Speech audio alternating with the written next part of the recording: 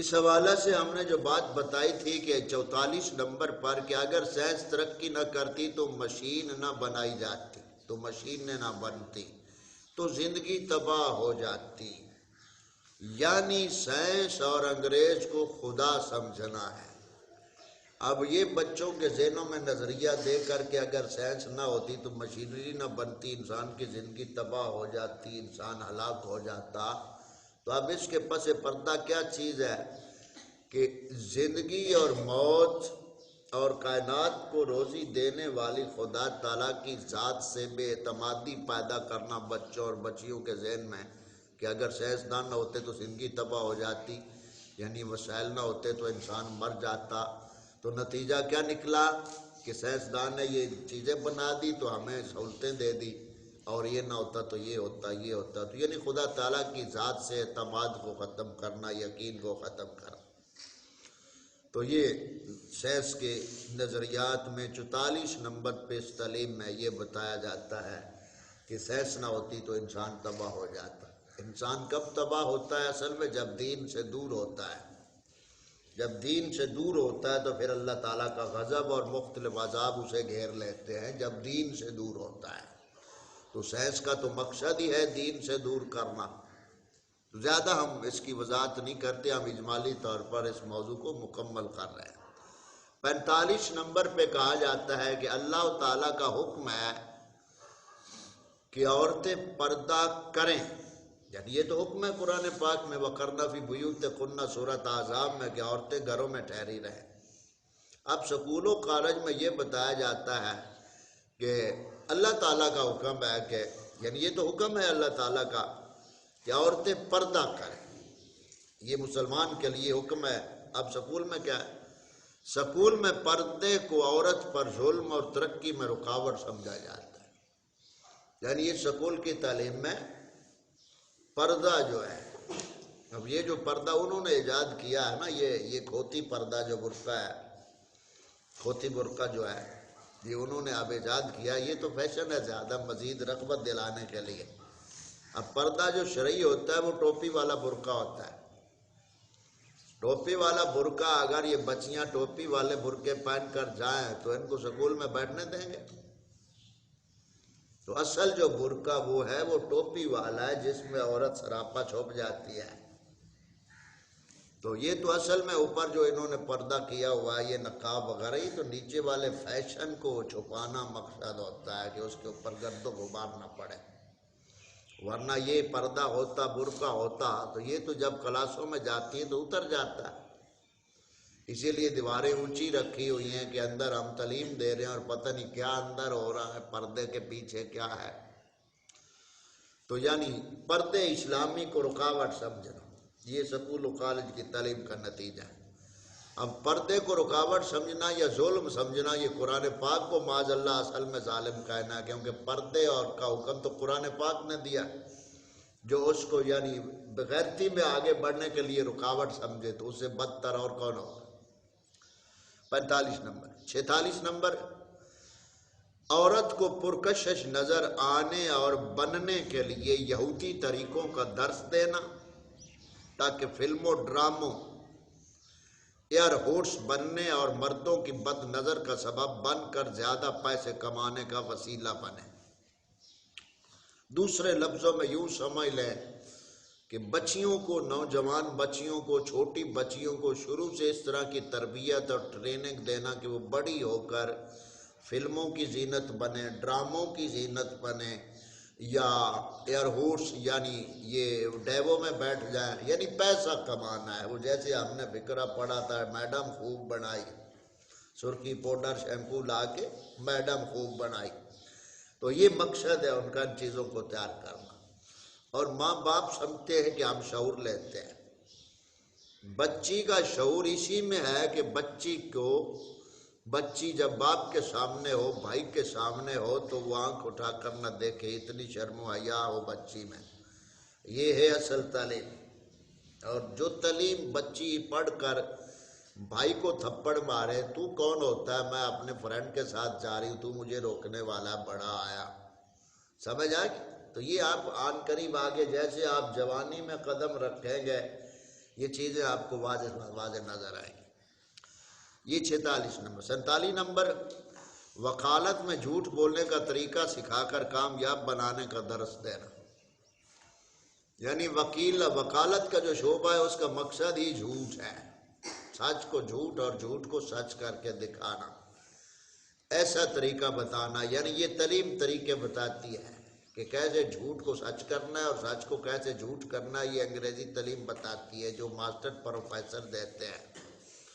اسی لیے اکبر شاہ نیل آبادی نے ویسے تو نہیں کہا تھا نا کہ وکیل جو ہوئے پیدا تو شیطان نے کہا لو آج ہم بھی صاحب اولاد ہو گئے، یعنی ابلیس کی کوئی اولاد تو نہیں ہے جسمانی، ہاں اس نے کہا مانوی اولاد میری دیکھنی ہو تو یہ وکیلوں کو دیکھ لو، وکیل شیطان کی اولاد ہے۔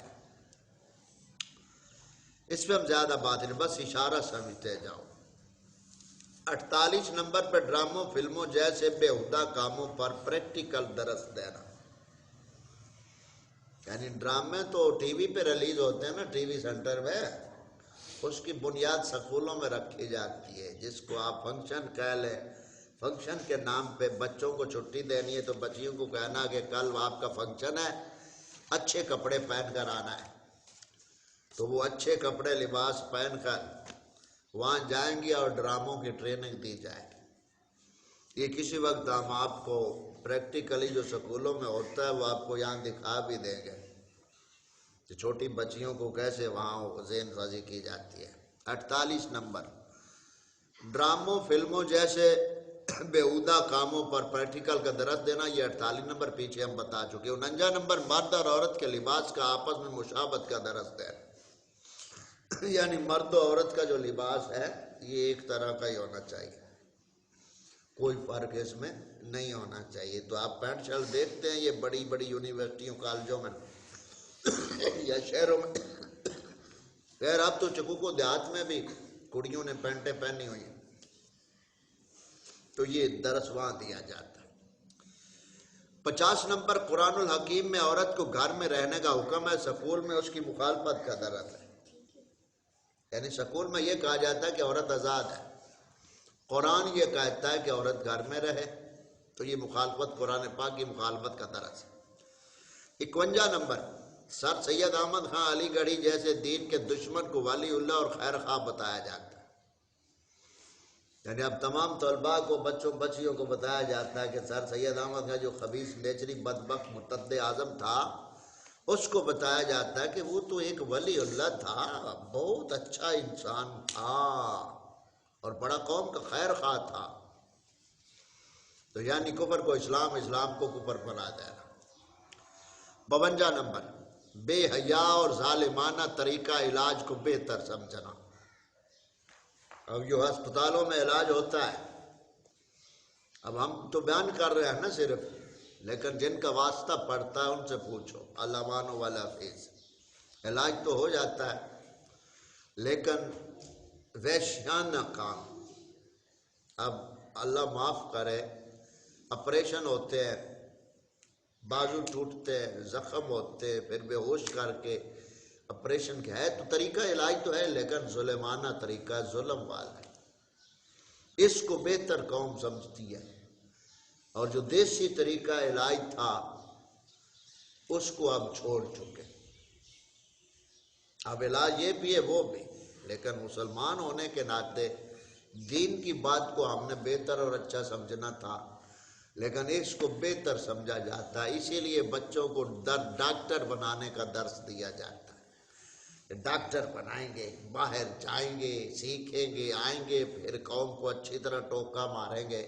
جو قوم کے یعنی فلاح و بہبود کے لیے گورنمنٹ نے ان کو باہر اپنے پیسے پہ بھیجا، ڈاکٹر بنائے، تو جب وہ وہاں سے پڑھ کر سیکھ کر آتے ہیں تو یہاں صرف ہاتھ رکھنے کے 5000 2000 فیس ہوتی ہے، دوائی پھر اگلے چوک سے ہوتی ہے۔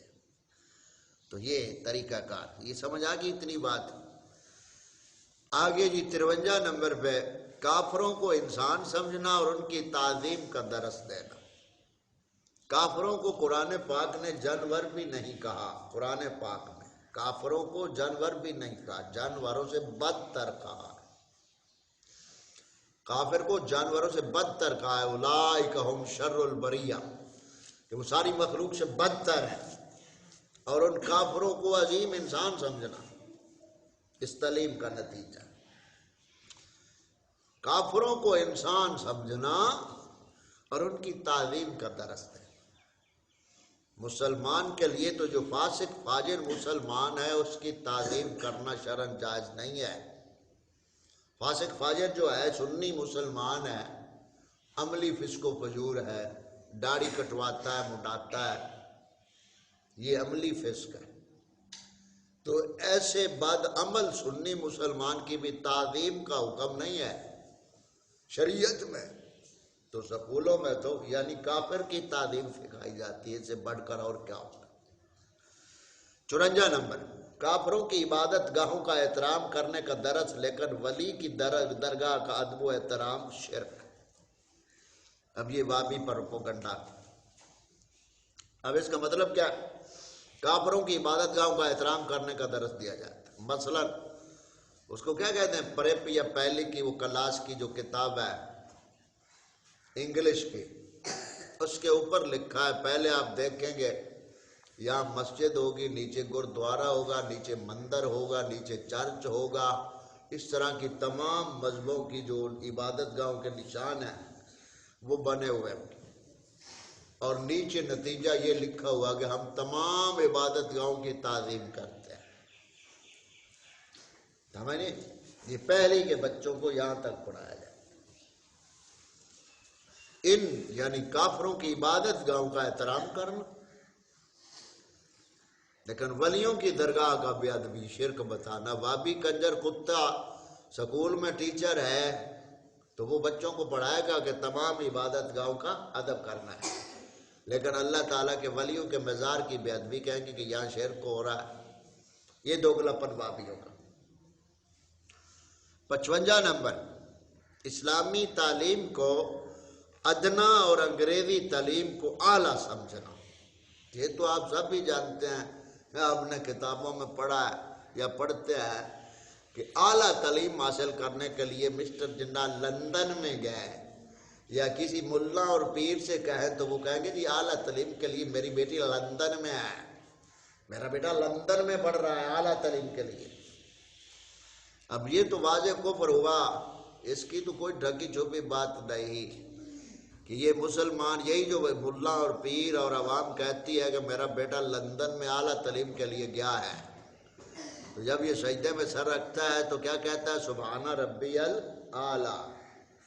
ادھر سجدے میں کہتا ہے میرا پالنے والا اعلیٰ ہے، اور ادھر کہتا ہے لندن میں بیٹا اعلیٰ تعلیم کے لیے۔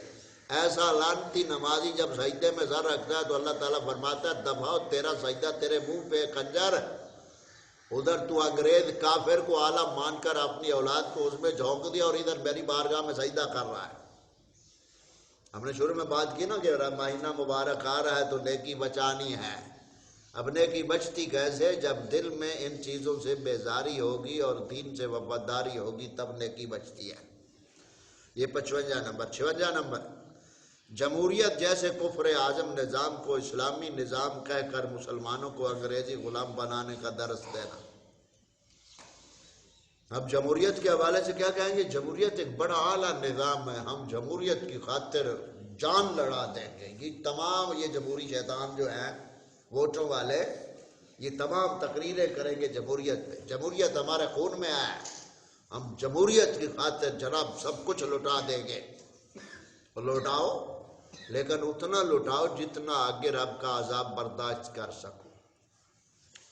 جمہوریت اور نظام اسلام ایک دوسرے کی ضدیں ہیں، یہ دونوں اکٹھی نہیں ہو سکتی۔ سمجھ آ گئی؟ تو یہ ہم اسی پہ یہاں اکتفا کرتے ہوئے یہ 56 نمبر پہ جمہوریت جیسے کفر اعظم نظام کو اسلام کا نظام بتانا۔ جمہوریت جو ہے یہ اصل میں اسلام کے مقابلے میں ہے۔ اسلام کا نظام کون سا ہے؟ نظام خلافت۔ اسلام کا نظام کون سا ہے؟ نظام خلافت۔ اور جمہوری نظام کن کا ہے؟ یہ کفر کا، اہل یورپ کا نظام ہے، اور یہ کفر کا نظام ہے، کیونکہ دین اسلام میں جو نظام خلافت ہے اس میں اہل شخص کو دیکھا جاتا ہے اہل شخص جو ہوتا ہے وہ مجلس شورا کے حوالے سے اس کا انتخاب ہوتا ہے، اور اہل حل و عقد جو لوگ ہوتے ہیں، دین کو راسخ دین میں جو لوگ ہوتے ہیں، ان کے مشورہ سے خلیفہ چنا جاتا ہے خلافت چلانے کے لیے۔ اور پھر وہاں اسلام کا نظام ہے، اسلام کا نظام قائم ہے، تو پھر وہاں خلیفہ یعنی شخصیت چنی جاتی ہے۔ اور اس نظام جمہوری میں ایک تو نظام سارا باطل کا ہے، انگریز کا باطل کا نظام ہے، اور اس باطل نظام کو چلانے کے لیے جمہوریت ہے، یعنی ووٹ جس کے زیادہ ہے وہ جیت جائے گا۔ اب ووٹ کیا ہے اس میں؟ تو سب ایک ہو جاتے ہیں۔ ووٹ کیا ہے جی؟ رائے ہے۔ اسلام میں کافر اور مسلمان کی رائے ایک ہو سکتی؟ تو جمہوریت میں تو کافر اور مسلمان کی رائے ایک ہوئی کہ کافر بھی ایک پرچی دے گا اور مسلمان بھی ایک پرچی۔ جب دونوں کی عقل برابر ہو گئی تو یہی تو کفر ہے کہ یہاں کھوتے اور گدھے کی کوئی قیمت نہیں، ایک ہے۔ بلکہ عورتوں کے ڈبل ووٹ ہے، ایک عورت کا 2 ووٹ ہے ہمارے ملک میں، مرد کا 1 ووٹ ہے، عورت کا ڈبل تصور ہوتا ہے۔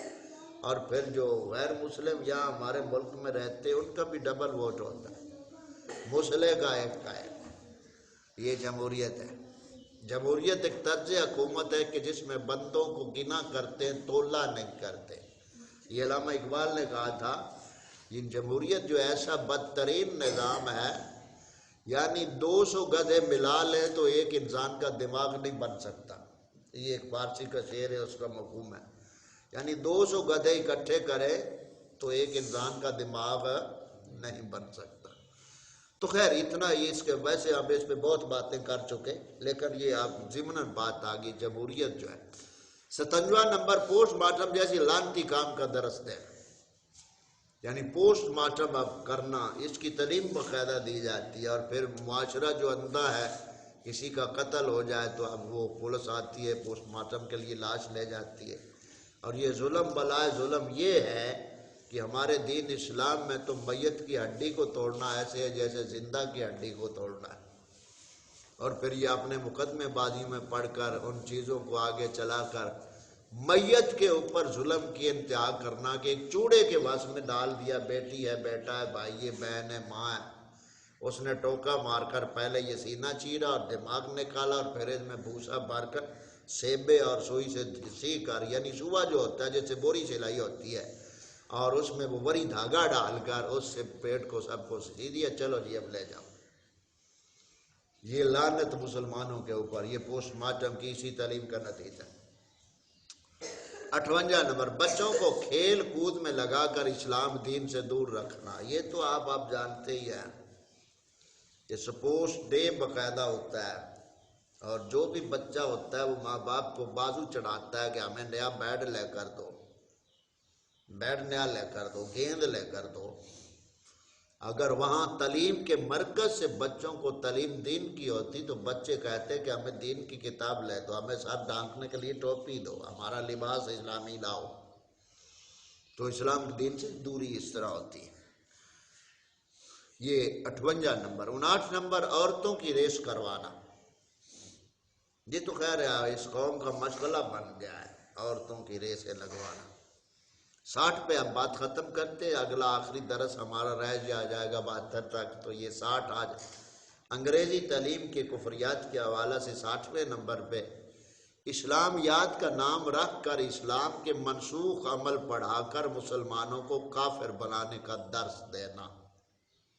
یہ ہم نے پچھلے جمعہ میں کچھ آپ کو واقعات بتائے تھے، یاد ہوگا، یعنی جو منسوخ واقعات اور احکام ہیں ان کو سکول کی اسلامیات کی کتابوں میں رکھ کر بچوں کو کافر بنانے کے لیے درس دینا۔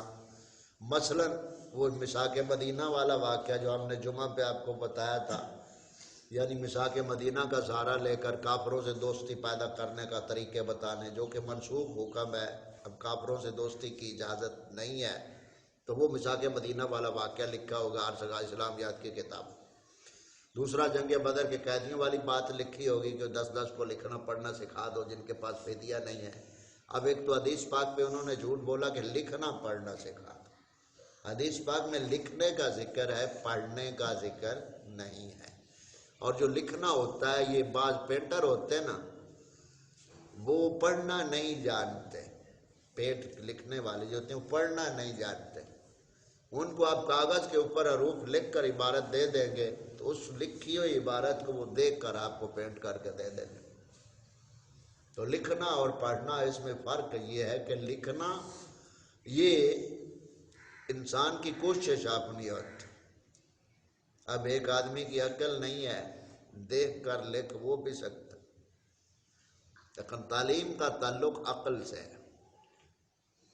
وہاں حدیث پاک میں لکھنے کا حکم ہے، پڑھنے کا ذکر نہیں ہے، یہ بتا دیا۔ اور لکھنے کا بھی مقصد یہ تھا کہ کافر تھے اس وقت، وہ قید میں تھے، ان سے بطور مشقت کام لیا گیا تاکہ یہ مسلمانوں کے قرب میں آئیں اور یہ جہنم سے بچ جائیں اور اسلام قبول کریں، ایک یہ حکمت تھی۔